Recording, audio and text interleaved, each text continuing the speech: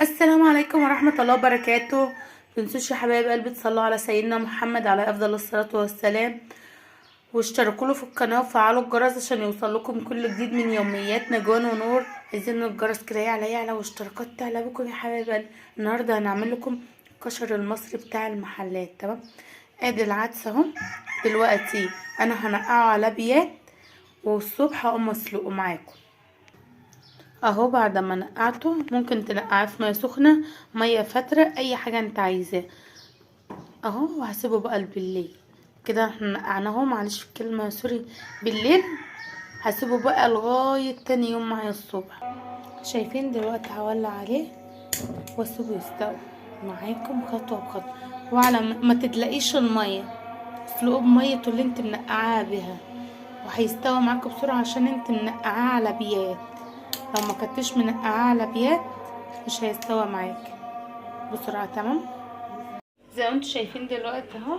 هنغلي بقى الميه عشان نسلق المكرونه، بس نسيبها تغلى شويه. احنا خلصنا سلقنا العدس، وبعد ما خلصته غسلته وحطيته هنا. هخلص معاكم خطوه بخطوه يا حبايب قلبي. دي نشا ودقيق. تمام، هنعمل الخليط ده حلو عشان نشوف احنا هنعمل احنا مع بعض. ربع معلقه شطه، وتحط بقى انت بهاراتك جنبك عادي، ما انتش عايزه وتروحي وتيجي عادي. انا حاطه حاجتي جنب. تمام، ادي معلقه كزبره،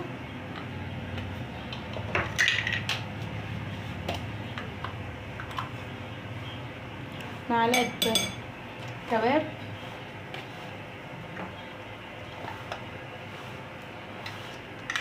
معلقه ملح، نص معلقه لان لسه هنستخدم حاجه تانية. نص معلقه ملح،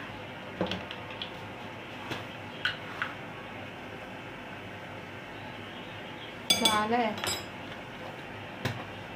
نودلز. قلب الخليط ده كده حلو زي ما شايفينه.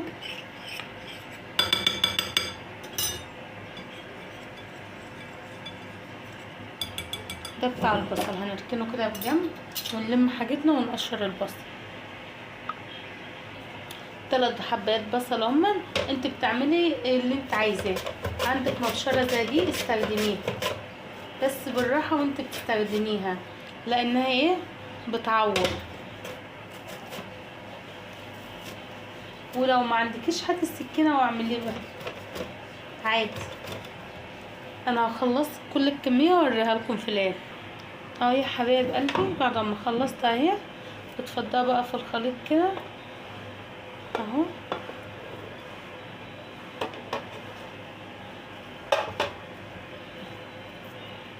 كده ما بتشربش معاكي زيت كتير ولا اي حاجه، وبتلاقيها بتقرمش معاكي. كل ده تفكها واحده من واحده كده، وتسيبيها لغايه ما تلاقي الخليط ده كلته مع بعض.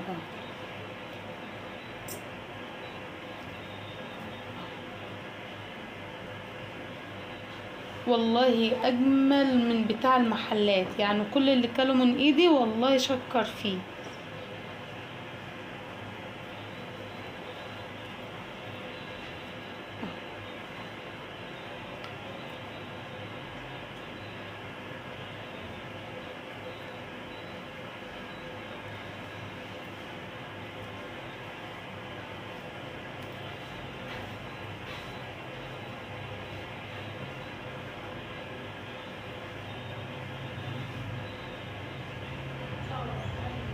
شايفين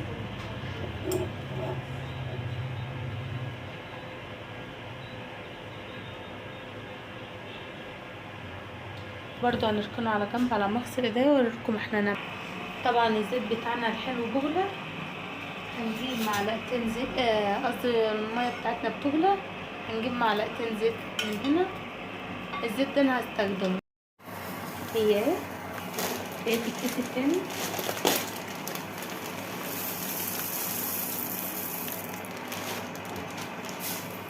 كده بنسيبهم بقى يستلقوا مع بعض.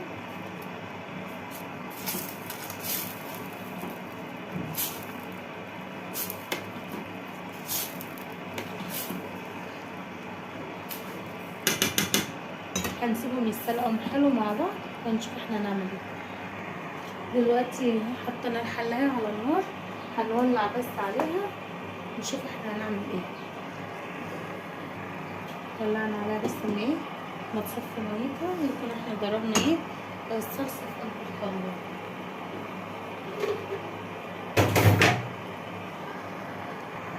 شايفين انا هنجيب الزبدة اهو،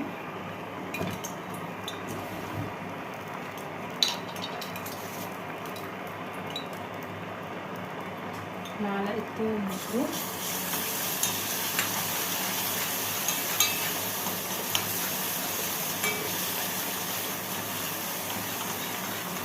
علبة صلصة، كيس صلصة اللي موجود عندك استخدميه. نسيبه بس ياخد لون حلو جميل. اقولك احنا هنعمل ايه.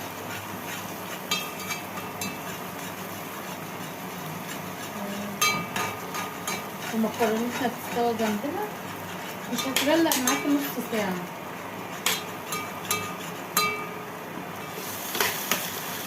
ونص كوباية خل،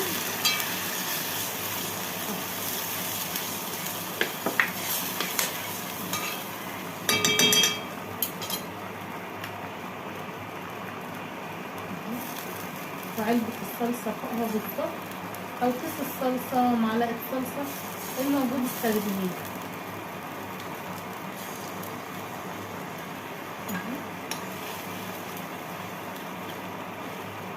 زي ما انت شايف هو كده.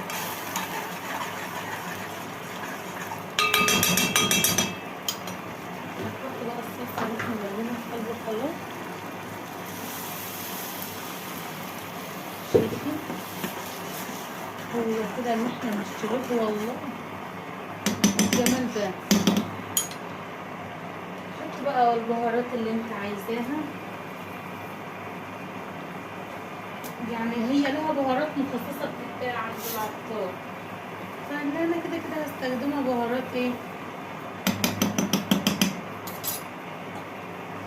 بهارات نودلز اللي انا حطيتها معاكم من الاول،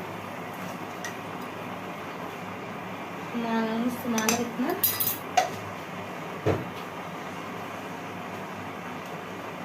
هنحط ايه كمان،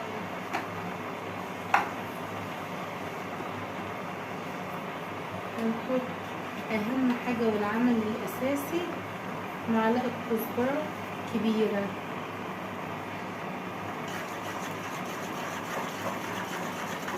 قلب الخليط ده حلو وتوطي عليه.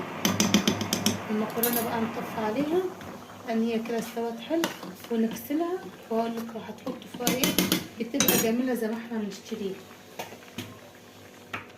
هنحط لسه معلقة شطة من الكبيرة،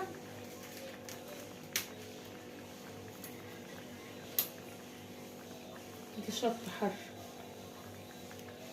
معلقة ونص اهي، ونركن من ده على ده ونغطي الخليط ده بقى مع بعض. يتسبك براحته احسن ما يطربش ويطلع اي حاجة.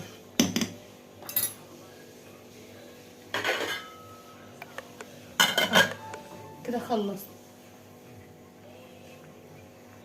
الزيت انا سخنته قدامكم اهو بالمصفى بتاعتي كده، لو فيها اي حاجة وانا زي اللي انا مفضيه من الازاز. عندي البولة الحلوة بتاعتي دي شايفينها اهي، زي ما انتوا شايفينها. هنفضي هنا بقى المكرونة واوريها لكم انا هعمل ازاي بعد ما سخنت الزيت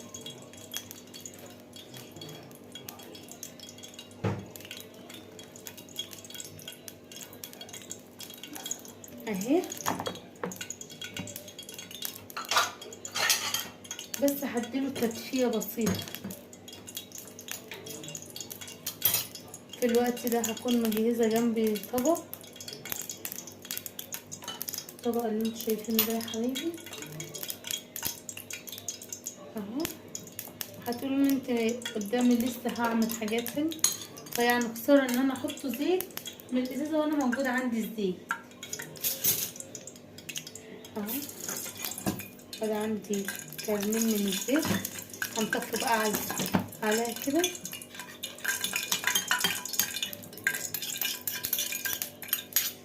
اللي تقولك ما فيش احسن من الكشري بتاع الحله الواحده ده، انت ما بتشتريش يا حبيبتي في حله واحده، انت بتشتري كل حاجه فردان. ادي المكرونه، جربيه والله العظيم بالطريقه دي هتندمي فعلا ان انت ما عملتيش، كنت بتشتريه من بره.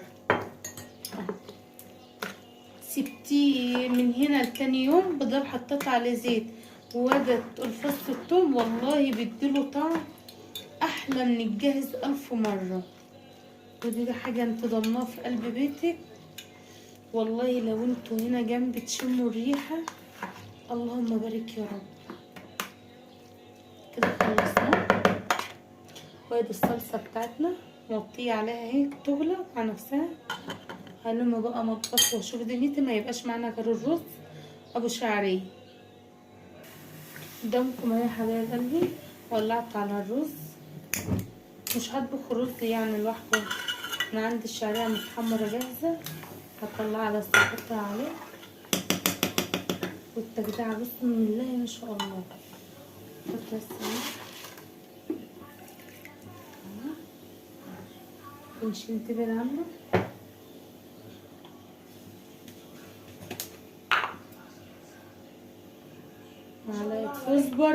معلقه كزبره حلوه اهي فوق الرز. والله لو جربتوا الكمون ده على الرز،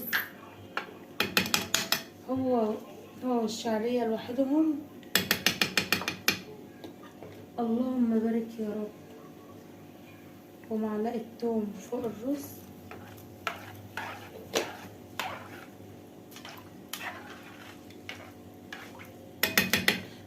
اللي عايز يحط عدس فوقه عادي، بس انا مش هحط العدس، انا هسيبه لوحده وده لوحده.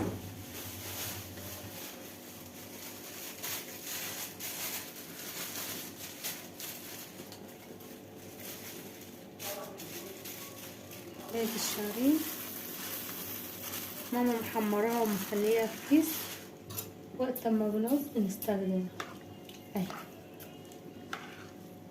لسه معانا تحمير البصل وتحمير العيش، بس كده احنا خلصنا كل حاجه من غير ما نخلي حتى مطبخنا وحش.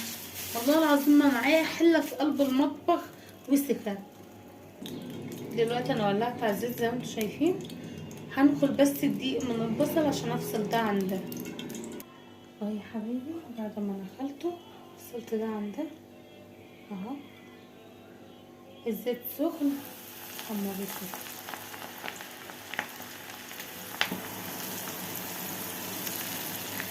ما تقلبيش بقى كل شويه عشان ما يتكسرش، زي ما انت شايفاه سيباه كده مع نفسه يحمر ويتظبط، وهقلبه على الجنب التاني.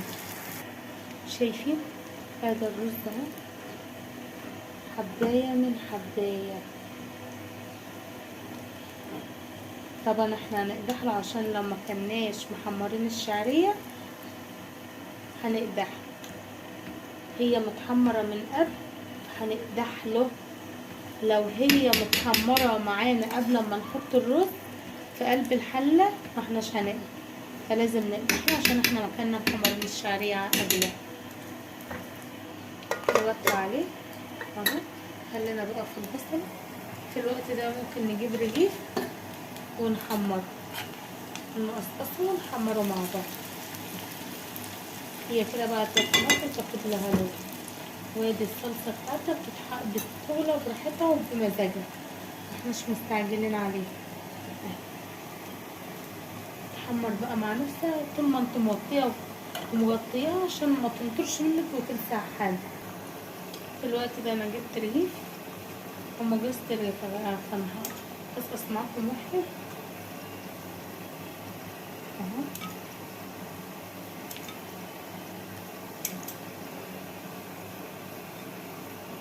انت بتقطعي الشكل اللي انت عايزاه. انا كده شايفاه مناسب.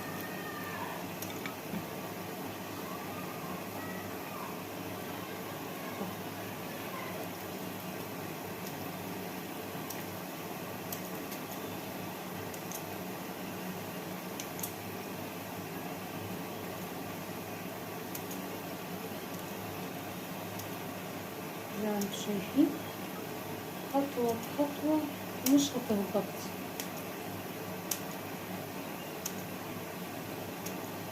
حاجة ضمنها في قلب بيتك واللهم بارك.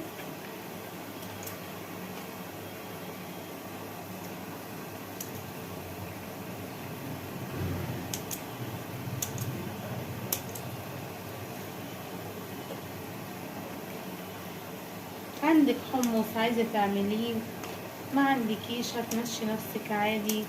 انا عندي بس ما حبتوش بيه. هما بتوع اللي بره بيحطولك على شيبسي او عيش. اللي موجود استخدميه. متلزميش نفسك وتطلعي تشتري الدنيا غالية. تغيير طعام.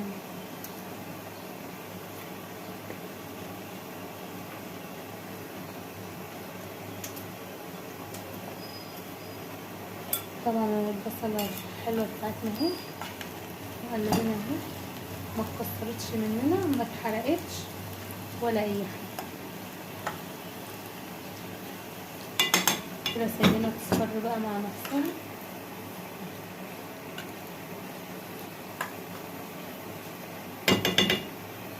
ولا اخدت مننا زيت كتير ولا اي حاجة. هتجيبي تكوني انت مجهزة طبق ومناديل فوق الطبق وتسيبها بقى تصفاها من هنا وتقومي مطلعاها على كوز المناديل.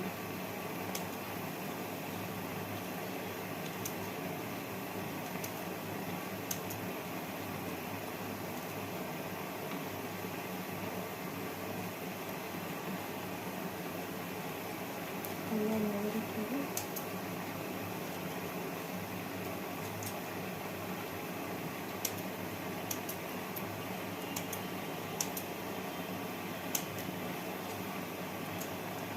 هنصفي بقى بصلتنا مع شايفين اهو، ده اللون المناسب.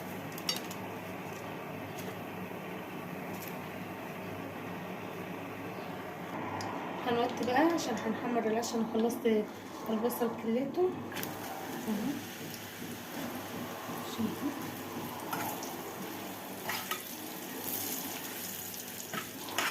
ما عادش معانا بقى غير الدقة، هي اللي قعدت معانا.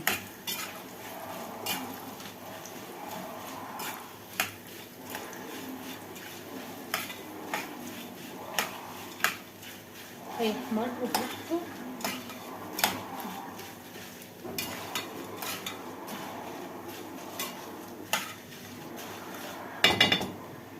هنعلي عليه الدوس، بس احنا مش عايزينه ايه يتحرق قوي وياخد لون مصفر كده بسيط يبقى حلو. يبقى الف هنا وصحة على اللي هياكل وراك.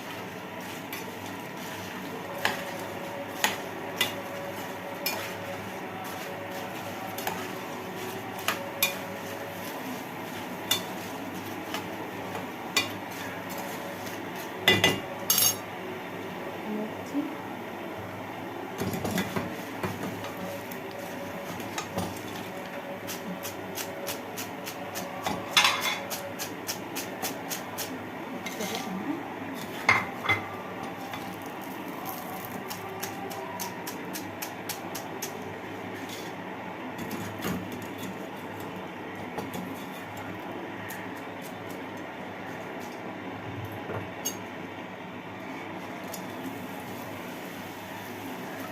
هي بتكون الصينية خلصنا مرة واحدة.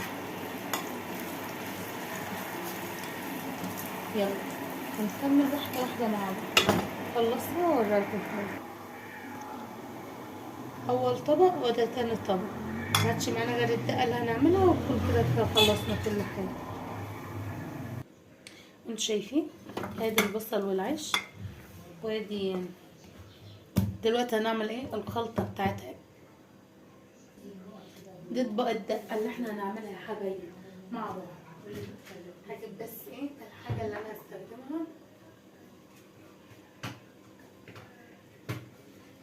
ثواني.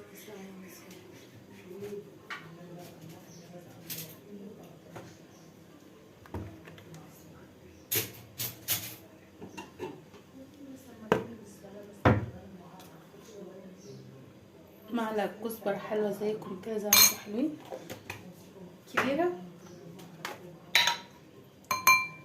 معلقة توم برضو حلوة زيكم. خل.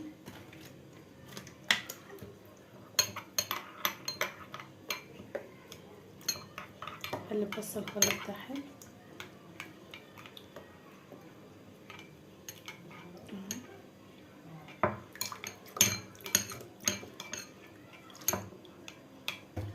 احنا لسه هنجيب ليمون ونحطه.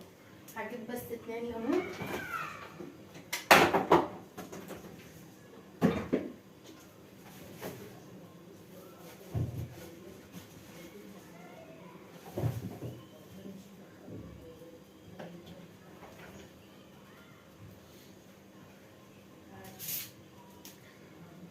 ليمونة، انا عندي الليمون الكبير ده فهستخدمه. لو عندك مثلا ليمون صغير فهتستخدمي حبيتين ليمون.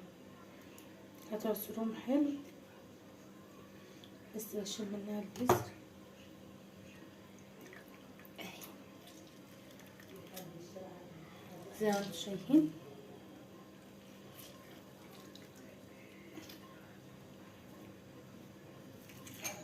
لو عندك عصارة هتستخدمها، ما عندكيش زي حالتي فما انتش هتستخدمي غير زي ما انا بعمل كده. نشيل بس البذرة منها برضو نستخدمها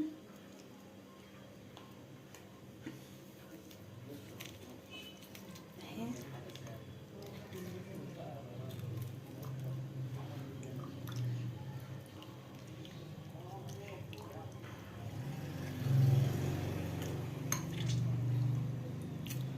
هتجيب انت بقى نص كوباية مية سخنة جنبك. مثلا لو ما عندكيش مية سخنة هتقومي مولعة في البوتاجاز وحاطة الخليط ده على النار ويغلي. انا كده هو كده بقى جميل. هركنه كده على جنب.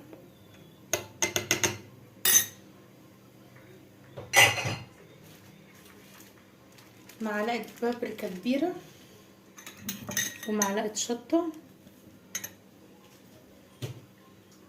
انا البابريكا لوحدها والشطة لوحدها، بس كنت مخلصة فطلعت جبت. هحط شطة اهو.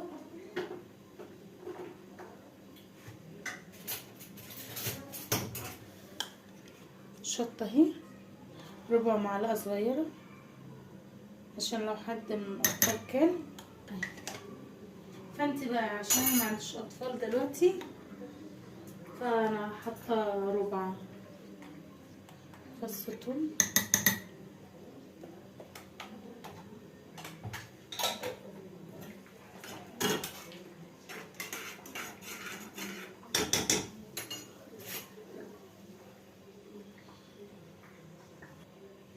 شايفين دي التجديعة اللي احنا عملناها، اللهم بارك يا رب. اهي بتجيبي كده بالظبط، تغطي التجديعة من تاني عشان تفضل معاكي سخنة.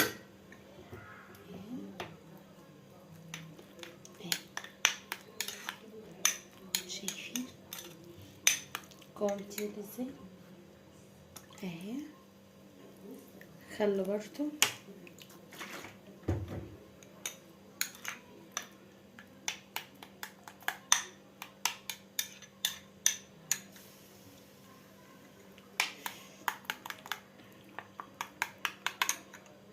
حرة.